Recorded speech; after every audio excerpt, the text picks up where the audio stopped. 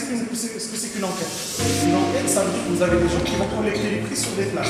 Je vous donne un exemple. Sur Rabat, normalement, pour compiler l'indice des prix à Rabat, le HCP a besoin de voir uniquement 600 vendeurs qu'il choisit de façon aléatoire. Maintenant, est-ce que les 600 vendeurs reflètent les prix réels par lesquels vous achetez? Grand point d'interrogation. Attention, je vais vous donner autre chose. Excusez-moi, je suis très honnête dans mes interventions. Parce que vous prenez le HCP, parce qu'il calcule l'inflation, la partie rurale est plus importante que la partie urbaine. Mais est-ce que vous croyez que la consommation de quelqu'un qui est dans le monde rural, avec les problèmes de productivité, attention, avec les problèmes de productivité du secteur agricole, qui a fait baisser le revenu, qui a donné l'exode rural, qui a conduit à ce qu'on appelle l'informel dans les villes, est-ce que cet indice de prix sera significatif? Donc réellement, lorsqu'on parle, moi je crois qu'en faisant le glissement annuel, c'est encore plus fiable, parce que c'est un stock l'indice de prix. Parce que pour nous les statisticiens, excusez-moi pour parler comme statisticien, lorsque nous avons une variable qui est stock, l'indice de prix est un stock, l'IPC. Et pour les stocks, on fait plus le glissement annuel pour ne pas tomber dans ce qu'on appelle les problèmes de saisonnalité. Je vous ai parlé de ce problème statistique, mais on prend plus au glissement annuel. Ça veut dire, moi, lorsque vous me dites 10% pour février, moi j'en fais plus. Je vous dirai que c'est encore plus. Si je reviens à l'appareil statistique, n'oubliez pas que Sa Majesté, il a ciblé du doigt. Il a dit quoi? Il faut revoir le HCP.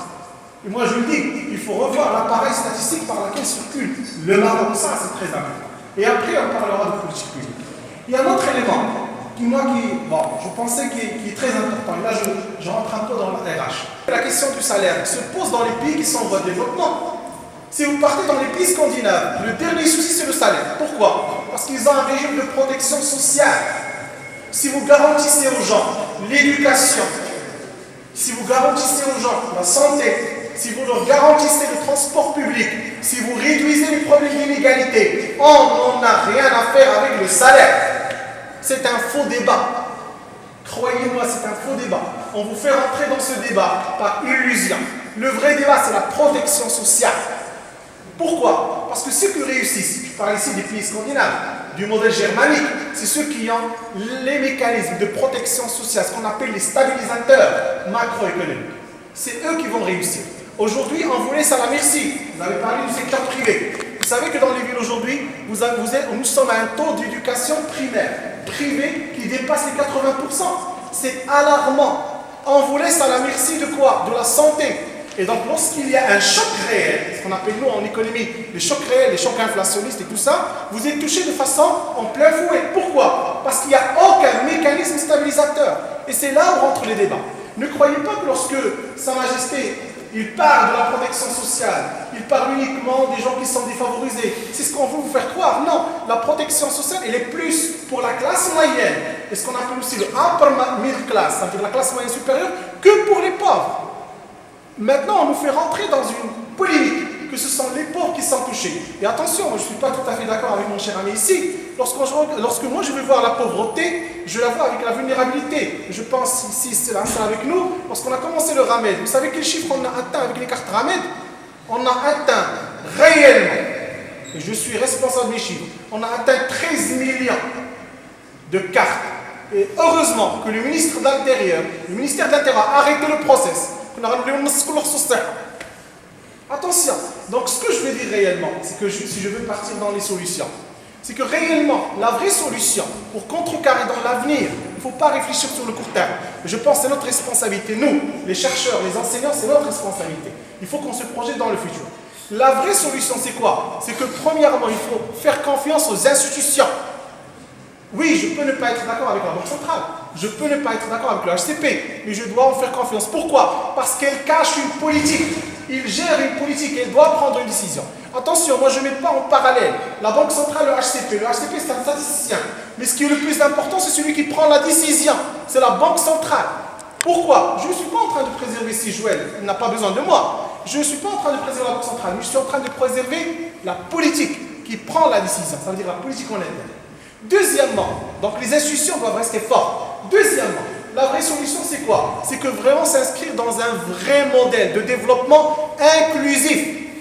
Attention, lorsque vous regardez ce qui se passe au Maroc, regardez réellement ce qui s'est passé depuis la fin des années 90. nous avons commencé à dire qu'il faut déconnecter la croissance marocaine de ce qu'on appelle l'agriculture. Croyez-vous que c'est une bonne solution pour le Maroc? Est-ce que vraiment c'est ce qu'on veut? Moi je vous dis non. Tous les problèmes que connaît la ville aujourd'hui viennent de l'exode rural.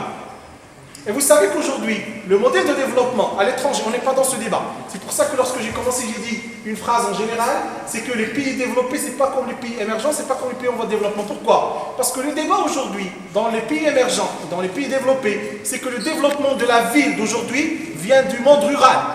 Ça veut dire que c'est en développant le monde rural, la ville se développe. Le problème de l'informel que nous avons de l'informel, oui, non. On a beaucoup de statistiques, 30%, 40%, etc. Heureusement qu'on a l'informel. On l'a vécu pour la Covid-19, on le vit aujourd'hui parce que vous avez des mouvements inflationnistes, mais vous avez aussi des gens qui vivent avec beaucoup de liquidités. Vous le voyez dans les rues. Attention, au Maroc, il y a aussi un problème que moi j'aime beaucoup évoquer ces jours-ci, ce qu'on appelle le problème d'inégalité. Tout le monde parle d'inflation, tout le monde parle aujourd'hui du pouvoir d'achat, tout le monde parle de richesse, mais vous oubliez les inégalités. Vous avez des gens qui n'arrivent pas à acheter, mais vous avez des gens qui achètent des voitures à 200 millions. Comment ça se passe? Dans les rues, devant vous. On n'avait pas ça il y a 20 ans, il y a 10 ans. Donc ce que vous êtes en train de voir réellement, la partie de l'iceberg que vous n'arrivez pas à voir, c'est quoi? C'est les problèmes d'inégalité. Donc les solutions, c'est les institutions. C'est vraiment une vraie protection sociale. Pas uniquement pour les pauvres et les vulnérables. C'est pour toutes les classes. Que ce soit la classe moyenne, jusqu'à la upper middle, ça veut dire la plus grande classe moyenne. Et troisièmement, c'est revoir notre modèle de développement. Notre modèle, je ne parle pas de ce qui a été fait dans le nouveau modèle de développement, je parle du modèle de développement. Il faut que ce soit un modèle inclusif. Il faut qu'on arrête notre mécanisme de croissance basé sur l'exportation, basé sur les transferts technologiques. Ça détruit de l'emploi. Je le dis cru. La manière avec laquelle on installe les industries au Maroc, la manière avec laquelle on fait le transfert technologique, ça ne crée pas de l'emploi, ça détruit de l'emploi. Et je suis conscient de ce que je dis. Regardez ce qui se passe. Je vous donne un exemple. Vous savez que l'Allemagne, je parle ici, il y a Conrad, l'Allemagne, lorsqu'il veut rentrer dans une technologie, il rentre en amont jusqu'à l'aval. Ça veut dire de la première chaîne jusqu'à la dernière. Pourquoi il fait ça?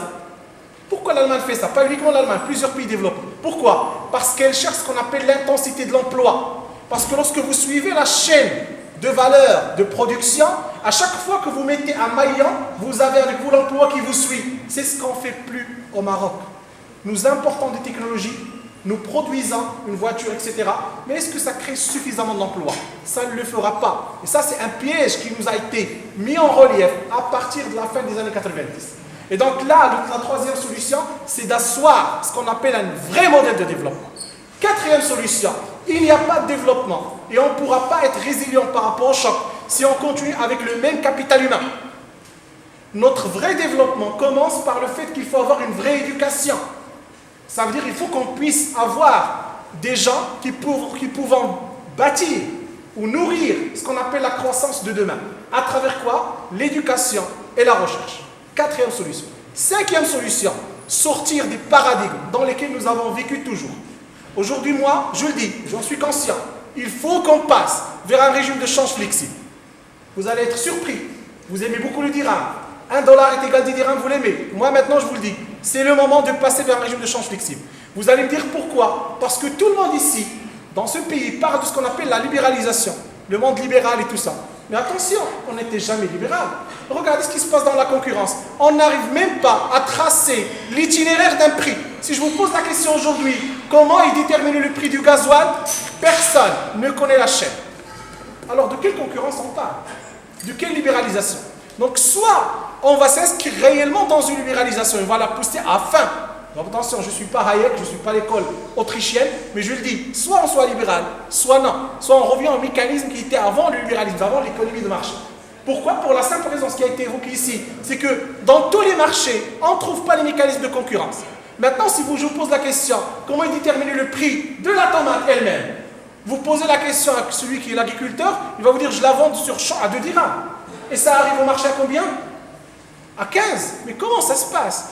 Comment ça se passe ce prix? Comment il est déterminé? Donc il y a un problème, ça veut dire le choix que nous avons effectué au niveau de l'économie de marché, au niveau de la fonction, ce qu'on appelle les mécanismes libéraux qui sont incités par le gouvernement, dont on parle, ne sont pas respectés. Et donc là, il faudra se poser cette question. Et c'est pour ça que j'ai dit, il faut qu'on passe vers un régime de change flottant. Pourquoi?